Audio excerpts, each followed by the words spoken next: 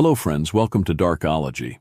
Friends, although our world has no edge, no end, there are some places in this world so far away from the rest of civilization that it's almost impossible for a common person to reach them. In this video, I'll take you to such a magical world, often called the edge of the world . Friends, the name of this place is the Pitcairn Islands. There are a total of 4 islands in the southern Pacific Ocean: Pitcairn, Ducie, Henderson, and Uno. Out of these 4 islands, only Pitcairn Island has some people living on it. But even this island is incredibly far from the rest of the world. The nearest inhabited place to this island is 540 kilometers away. That's why the Pitcairn Islands are known as one of the most remote inhabited places in the world. It's also called the last shore of the island . For about 100 kilometers around it, there's nothing but the sea. Friends, only 35 people live on this island. While it is technically a British territory, it's governed by New Zealand, which is why the New Zealand dollar is used as currency here. This island is so isolated that even planes cannot reach it.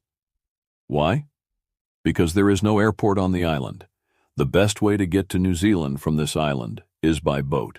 The nearest airport to this island is also 540 kilometers away. With only 35 residents and very few tourists visiting, it's impossible for airplanes to land here. To reach this island, people have to use boats, and tickets start at $55,000. Passengers can stay on the island for anywhere from 4 to 18 days, but very few boats come to this remote location. When someone arrives, they inform the locals by ringing a bell. These boats are also used to deliver goods needed by the 35 people living on the island. Most of the island's former residents have moved to New Zealand or Australia. But now you might be wondering, why do these 35 people still live here? That's a valid question. This island is essentially a desert island, 100 kilometers away from any major population center, in the middle of the Pacific Ocean. If someone wants to leave by boat, it takes about 32 hours to reach the nearest inhabited area. That's a lot of time, and if someone's health deteriorates, there's no immediate way to leave. In 2014, something similar happened. A man's health deteriorated so severely that he had to first travel 540 kilometers by boat, followed by a total journey of 1,570 kilometers to get medical help. He first reached Mangere Island, where there was an airport.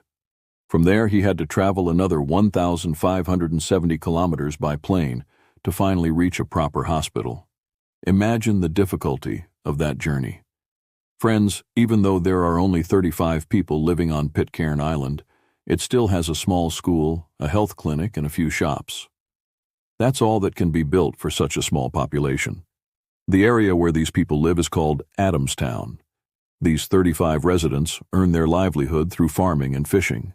They also make some money from the few tourists who visit this deserted island.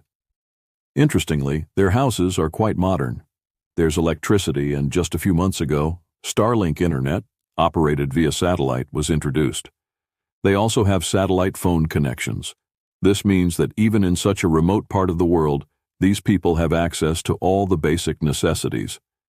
Perhaps that's why these 35 individuals don't want to leave their homeland. Although most people have left this island, its history is fascinating.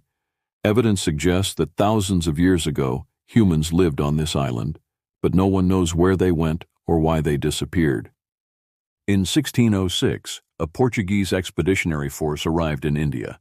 Sailor Pedro Fernandez reached this place on his boat and became the first to discover it. For the next 160 years, no human visited the island. But in 1767, the island was formally discovered by a foreign ship, the HMS Swallow *. The crew recorded the location of this island properly. Friends, 23 years later, in 1790, about 27 people came and settled on this deserted island, completely isolated from the rest of the world. These settlers were also discovered by a British ship, the HMS Bounty *. In 1838, this island was declared a British colony, meaning Britain officially took control of it. Just 90 years ago, 233 people lived on this island. But gradually, most of them migrated to Australia and New Zealand. Another interesting fact is that this island has its own government. There is a governor who works under the British monarchy. In a way, the island functions as a democracy, and it's often called the democracy with the smallest population in the world. Friends, if you like this, please subscribe to my channel and press the like button.